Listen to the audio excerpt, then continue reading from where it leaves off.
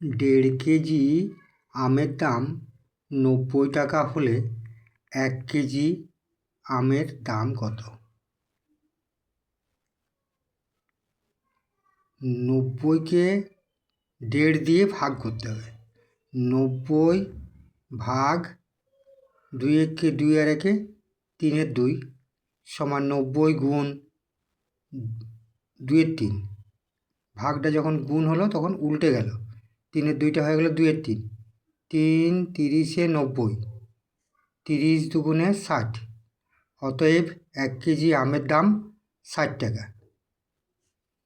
2 নম্বর প্রশ্ন, 40 টাকা কেজি দরে 2.5 কেজি গুড়ের দাম কত? 40 গুণ 2.5, 2.5 মানে 2 পূর্ণ 1 2 সমান 40 গুণ 2 দুগুণে 4 আর 1 5 2, 2 20তে 40, 20 5 100। অতএব 2.5 কেজি গুড়ের দাম 100 টাকা।